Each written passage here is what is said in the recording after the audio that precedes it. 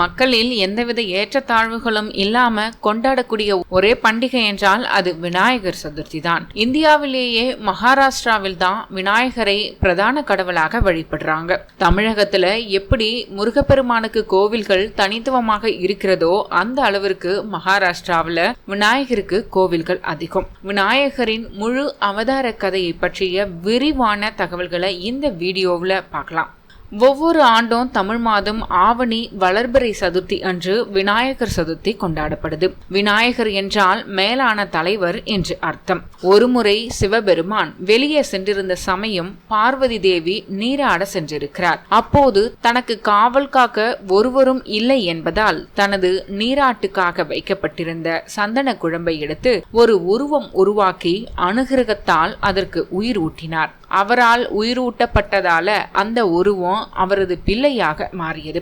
யாரையும் உள்ளே நுழைவதற்கு அனுமதிக்க கூடாது என்று பிள்ளையாருக்கு அறிவுறுத்திவிட்டு பார்வதி தேவியார் நீராட சென்று விட்டார். அந்த சமயத்தில் வந்த சிவபிரானை பிள்ளையார் உள்ளே செல்ல அனுமதிக்கவில்லை.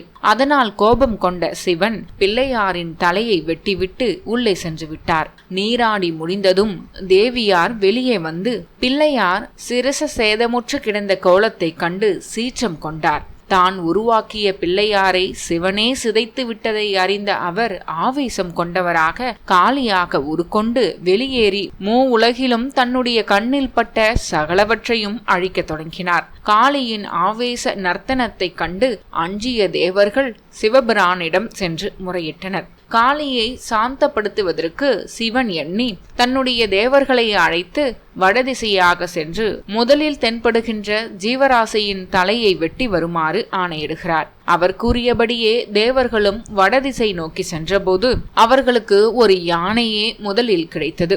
தேவர்களும் யானையின் தலையை வெட்டி எடுத்துச் சென்று சிவனிடம் கொடுத்தனர். அவர் யானையின் தலையை வெட்டுப்பட்டு கிடந்த பிள்ளையாரின் முண்டத்தில் வைத்து உயிர் கொடுத்தார். இதை பார்த்ததும் சமாதானம் அடைந்த பார்வதி தேவியார் மனமகிழ்ந்து பிள்ளையாரை கட்டி அணைத்து கொண்டார்.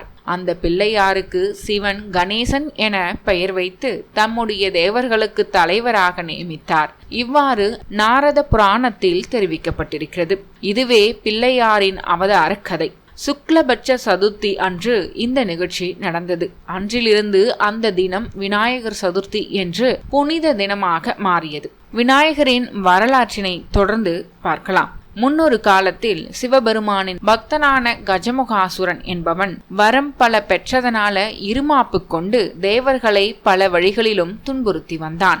அவன் தன்னை மனிதர்களாலோ விலங்குகளாலோ ஆயுதங்களாலோ யாரும் கொல்ல முடியாதபடி வரம் பெற்று இருந்ததால் தேவர்கள் என்ன செய்வது என்று தெரியாமல் திணறினர். எனவே அனைத்து தேவர்களும் ஒன்றாக திரண்டு சிவபெருமானிடம் சரணடைந்தனர். இதனால் அவர் ஆவணி மாத சதுர்த்தி அன்று விநாயகரை யானை முகத்தோடும் மனித உடலோடும் படைத்து கஜமுகாசுரனை அழிக்க அனுப்பி வைத்தார். விநாயகருக்கும் கஜமுகாசுரனுக்கும் கடும் போர் நடந்தது. அசுரனோ மூஞ்சூராய் வந்து எதிர்த்து நின்றான். விநாயக பெருமான் அவனை சம்ஹாரம் செய்தார். பின்னர் அவர் மூஞ்சுரை தனது வாகனமாக்கிக் கொண்டு அருளினார். இதன் மூலம் அனைவரும் சுபிட்சம் பெற்றனர். எனவே அன்று முதல் ஆவணி மாத சதுர்த்தி அன்று விநாயகரை வழிபட்டால் தீராத வினைகள் தீரும், சகல சௌபாக்கியங்கள் கிடைக்கும் என்பது ஐதீகம்.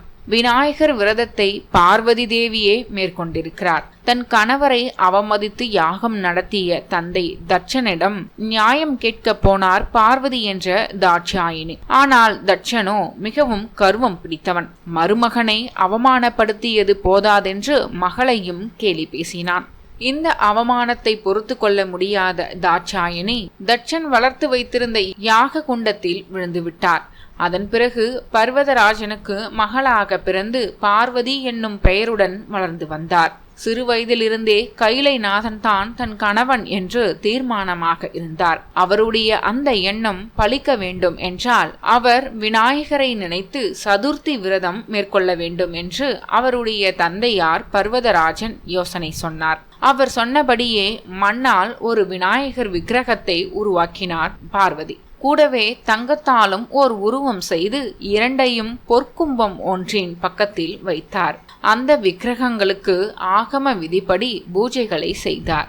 ஆவணி மாத அமாவாசைக்கு அடுத்த சதுர்த்தியில் இப்படி பூஜையை ஆரம்பித்து பௌர்ணமிக்கு அடுத்த சதுர்த்தி வரையில் தினமும் பூஜை செய்தார். அதற்கு பிறகு மண் பிள்ளையாரை மேலதாளத்தோடு ஊர்வலமாக எடுத்து போய் நதியிலே இறக்கிவிட்டார். அந்த 15 நாட்களும் நியம நிஷ்டைகளை மீறாமல் இருந்த விரதத்தின் பலனாக தான் ஆசைப்பட்டதற்கு ஏற்றாற்போல் கைலைநாதனை கைப்பிடித்தார். விநாயகர் ஆதி பரம்பொருள், எல்லோருக்கும் மூத்தவர். பிரம்மா, விஷ்ணு, சிவன் என்று எல்லோரையும் உருவாக்கியவர் அவர்தான் என்றும் சொல்லப்படுகிறது. அவர் சாதிக்க வேண்டியது நிறைய இருந்ததால் அவர் பலவித அவதாரங்களை எடுத்தார். அந்த மாதிரியான ஒரு அவதாரம் தான் சிவன் மகனாக அவர் தோன்றியது என்றும் சொல்லப்படுகிறது. மகாரிஷி வேத விநாயகரை மகாபாரத கதையை எழுத கோரினார்கள் தேவர்கள். மிகவும் பண்டிதரான ஒருவர்தான் தான் சொல்வதை கேட்டு புரிந்து கொண்டு பிழையின்றி எழுத முடியும் என்று நினைத்தார் வியாசர். அதற்காக சிவபெருமானை வேண்டி விநாயகரை எழுதி கொடுக்க கேட்குமாறு கூறினார் பிரம்மா. விநாயகர் அறிவு கூர்மைக்கு முதன்மையானவர் என்பதால் வியாசரும் விநாயகரிடம் உதவி கேட்டார்.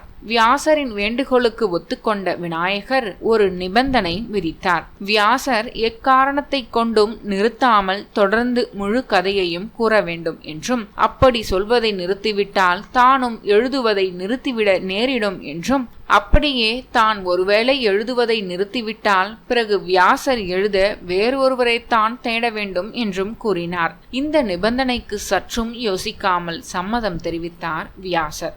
சரளமாக வியாசர் தான் ஒத்துக்கொண்டபடி நிறுத்தாமல் மகாபாரத கதையின் பாக்களை சொல்ல சொல்ல விநாயகரும் தொடர்ந்து வேகமாக எழுதினார். எழுதுவதற்கு முன்பு வியாசர் விநாயகரிடம் தான் கூறும் ஒவ்வொரு பாடலையும் அதன் முழு பொருளை புரிந்து கொண்ட பின்பே எழுத வேண்டும் என்று கூறினார். விநாயகரும் அதற்கு ஒப்புக்கொண்டார். வியாசர் கூறி முடிக்கும் முன்பாகவே விநாயகர் அதன் பொருள் புரிந்து வேகமாக எழுதி கொண்டிருந்தார். அப்படி எழுதும் போது அவருடைய எழுத்தாணி உடைந்துவிட்டது. வேறு எழுத்தாணி தேட அவகாசம் இன்றியும் தான் போட்ட நிபந்தனையை தானே மீறக்கூடாது என்று நினைத்த விநாயகர் தன் இடது தந்தத்தை உடைத்து அதனை கொண்டு எழுதி முடித்தார் விநாயகர். இதனாலேயே விநாயகருக்கு ஏகதந்தா என்ற ஒரு பெயர் வழங்கப்பட்டது. ஏகதந்தா, அதாவது ஓர் தந்தம் என்ற பெயர் வழங்கப்பட்டது. மகாராஷ்டிராவில் பூனேவை சுற்றி விநாயகர் புராணத்துடன் சம்பந்தப்பட்ட 8 விநாயகர் கோவில்கள் உள்ளது. இந்த கோவில்கள் அஷ்ட விநாயகர் கோவில்கள் என அழைக்கப்படுகின்றது. இவற்றில் ரஞ்சன்காவ் ஸ்ரீ மகா கணபதி என்கின்ற மகாயோத்கதா கோவில்தான் மிகவும் பெரியது. மராட்டிய மன்னன் சத்ரபதி சிவாஜியின் ஆட்சி காலத்தில் இருந்தே இந்த விழாவானது மிக சிறப்பாக கொண்டாடப்பட்டு வருகிறது. சத்ரபதி சிவாஜி அமைத்த மராட்டிய சாம்ராஜ்யத்தின் பிரதம மந்திரியாக மொரோபந்து பிங்லே, அதாவது பெஷாவா அவர்கள் நியமிக்கப்பட்டிருந்தார். விநாயகரை வழிபடும் பழக்கம் கொண்டவர்கள் பெஷாவாக்கள். முதலில் விநாயகர் சதுர்த்தி கொண்டாட்டங்களை ஆரம்பித்து வைத்தவர்கள் இவர்கள்தான். இவர்களால் தான் மகாராஷ்டிரம் முழுவதும் விநாயகர் சதுர்த்தி விழா களை கட்ட தொடங்கியது. பிறகு விநாயகருக்கு பல கோவில்களும் நிறுவப்பட்டது. இந்தியா ஆங்கிலேயரிடம் அடிமைப்பட்டு இருந்த காலத்தில் அன்றைய இந்திய தேசிய காங்கிரஸ் தலைவர்களில் ஒருவரான பால கங்காதர திலகர் தகடுஷேத் ஹல்வாய் கணபதி கோவிலில் விநாயகர் சதுர்த்தியில் போராட்டத்தை தொடங்கினார். அன்று பெரிய பிளாஸ்டர் ஆஃப் பாரிஸ் விநாயகரை அமைத்து ஊர்வலத்தை தொடங்கினார். அதில் ஆங்கிலேயருக்கு எதிரான பிரச்சாரத்தை மேற்கொண்டு மக்களிடம் தேசியம் வளர ஊக்குவித்தார். பிற்காலத்தில் மராட்டிய மக்கள் தங்களுடைய கலாச்சார விழாவாகவும் குடும்ப விழாவாகவும் கொண்டாடத் தொடங்கினர். விநாயகருக்கு லம்போதரன் என மற்றொரு பெயரும் உண்டு. அப்படி என்றால் மிக பெரிய தொந்தி உடையவன் என்று அர்த்தம். சரி, விநாயகருக்கு ஏன் இவ்வளவு பெரிய தொந்தி இருக்கிறது என என்றாவது நாம் யோசித்திருக்கிறோமா? விநாயகரும் புதையலின் கடவுளான குபேரனும் முதல் முறை பகைமையோடு எதிர்த்து நின்றதற்கும் அவருடைய தொந்திக்கும் பின்னால் உள்ள கதைக்கும் தொடர்பு உள்ளது. இங்கு விநாயகருக்கும் குபேரனுக்கும் உள்ள தொடர்பு பற்றி சுவாரஸ்யமான கதையை பற்றி பார்க்கலாம். செல்வத்தின் கடவுளாக விளங்கிய குபேரனும் சிவபெருமானும் முழுமையான முரண்பாட்டில் இருந்தனர். சிவபெருமான் தன் உடல் முழுவதும் சாம்பலை பூசிக் கொண்டிருந்தார் என்றால் அருமையான பட்டாடைகளை உடுத்தி கொண்டிருந்தார் குபேரன். பாம்பை ஆபரணமாக சிவபெருமான் மாட்டிக்கொண்டார். ஜொலிக்கும் தங்க ஆபரணங்களை குபேரன் மாட்டியிருந்தார். அனைத்தில் இருந்தும் விலகி இருந்து துறவிகள் மற்றும் முனிவர்களுக்கு மத்தியில் சிவபெருமான் விளங்கினார் என்றால் ஆடம்பரம் நிறைந்த மிகப்பெரிய அரண்மனையில் குபேரன் வசித்து வந்தார். குறிப்பாக சிவபெருமான் என்றாலே குபேரனுக்கு அலட்சியம்தான். அவரை அருவருப்பானவராகவும் வறுமையானவராகவும் குபேரன் பார்த்தார். ஒருமுறை சிவபெருமானை சிறுமைப்படுத்த வேண்டும் என்ற எண்ணத்தில் கைலாசத்திற்கு சென்ற குபேரன் தன்னுடைய வீட்டில் விருந்துக்கு சிவபெருமானை அழைத்தார். குபேரனின் கர்வம் மற்றும் தற்பெருமையை உணர்ந்த சிவபெருமான் அவருக்கு பாடம் கற்பிக்க முடிவு செய்தார். தன்னால் விருந்தில் கலந்து கொள்ள முடியாது என்றும் தன் சார்பில் தன் மகனான பாலகன் விநாயகர் கலந்து கொள்வார் என சிவபெருமான் கூறினார். என் மகனுக்கு அகோர பசி எடுக்கும். அவன் எப்போதுமே பசியுடன் தான் இருப்பான். அவன் பசியை உன்னால் ஈடுகட்ட முடியுமா?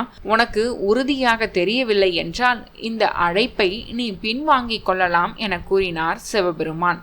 அவமரியாதை அடைந்த குபேரன் அந்த யானை முகத்தை கொண்டிருந்த சிறுவன் விநாயகரை பார்த்தார். தான் ஏற்பாடு செய்திருந்த விருந்தை உண்ணுவதற்கு கூட இந்த குழந்தையால் முடியாதே என வியந்தான். அவரால் விநாயகரின் பசியை தீர்க்க முடியாது என்ற சிவபெருமானின் எண்ணம் தன் பெருமைக்கு களங்கம் ஏற்படுத்திவிட்டது என்று எண்ணி கோபம் கொண்டார். தன் திறனின் மீது இப்படி ஒரு சந்தேகம் வந்த பின் அவரால் பின்வாங்க முடியவில்லை. விநாயகருக்கு விருந்தளிக்க சம்மதித்தார். விருந்து தினத்தின் அன்று யாருடைய துணையும் இல்லாமல் சரியான நேரத்திற்கு வந்து சேர்ந்தார் சிறுவன் விநாயகர். அந்த பிரம்மாண்ட அரண்மனையில் இருந்த சிறுவன் எளிய உடையில் பொருந்தாமல் காட்சி அளித்தார். விநாயகரை வரவேற்ற குபேரன் உணவருந்த செல்வதற்கு முன் தன்னுடைய அழகிய அரண்மனையின் பெருமைகளை விளக்கினார். உணவருந்தும் அறையில் அந்த சிறுவனுக்காக தயாரிக்கப்பட்டிருந்த உணவுகளின் எடை தாங்காமல் இருந்தன மேஜைகள். விநாயகருக்கு ஒரு பதார்த்தம் மாறி மற்றொன்று படைக்கப்பட்டு கொண்டே இருந்தது.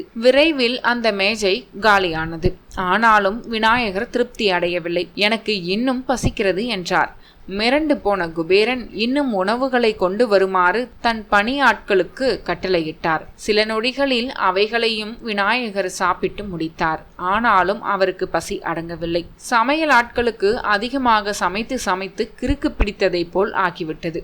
விநாயகரும் விடாமல் சாப்பிட்டு கொண்டிருந்தார். சீக்கிரமே சமையலறையே காலியாகிவிட்டது. சமையல் ஆட்களும் சோர்ந்து போனார்கள். உங்களால் இவ்வளவுதான் எனக்கு விருந்தளிக்க முடிந்ததா? நீர் கொடுத்ததை விட என் தாய் எனக்கு அதிக உணவை அளிப்பார். இதை போய் நீர் விருந்து என கூறிவிட்டீர் என குபேரனை பார்த்து விநாயகர் கேட்டார். ராஜ்யத்தில் இருந்து மேலும் மேலும் உணவுகளை குபேரன் கொண்டு வந்தாலும் அவை அனைத்தையும் அசராமல் சாப்பிட்டு கொண்டே இருந்தார் விநாயகர். குபேரனும் ஓய்ந்து போனார். விநாயகரின் பசியை ஆற்ற அவர் அரண்மனையிலேயே உணவு இல்லாமல் போனது. கைலாசத்திற்கு விரைந்த குபேரன் சிவபெருமானிடம் சரணாகதி அடைந்தார். என்னை காப்பாற்றுங்கள் தேவனே என கெஞ்சினார். உங்கள் மகன் என் ராஜ்யத்தின் அனைத்து செல்வத்தையும் வற்றடித்து விட்டார். ஆனாலும் அவருக்கு பசி அடங்கவில்லை. நான் இப்போது என்ன செய்ய வேண்டும் என தயவு செய்து கூறுங்கள் என கூறினார். குபேரா, தன் பசியை போக்க விநாயகருக்கு அதிகமான பதார்த்தங்கள் தேவையில்லை. அவருக்கு தேவை தன் பசியை போக்கும் அன்பு மற்றும் பாசத்துடன் பரிமாறும் உணவே என புன்னகைத்தார் சிவபெருமான். கடைசியில் குபேரனுக்கு புரிந்தது. தன் தவறை உணர்ந்த அவர் சிவபெருமானிடம் மன்னிப்பு கேட்டார். இருப்பினும் விநாயகருக்கு பசி அடங்கவில்லை. கடைசியாக பார்வதி தேவியிடம் இருந்து கொஞ்சம் சாதத்தை வாங்கி அதனை எளிமையுடன் தன் விருந்தை ஏற்றுக்கொள்ளுமாறு விநாயகருக்கு படைத்தார். அதனை வாங்கிய விநாயகர் பசி தீர்ந்தது என ஒரு வழியாக கூறினார். பணிவுடன் நடந்து கொள்ள குபேரனுக்கு விநாயகர் எடுத்த பாடமே இது. விநாயகரின் வரலாறு இதுதான். கேட்டதையெல்லாம் கேட்டபடியே கொடுக்கும் விநாயக பெருமானின் பிறந்த நாளை கொண்டாடுவோம். அவரது அருளும் ஆசையும் பெற்று நலமுடன் வாழ்வோம்.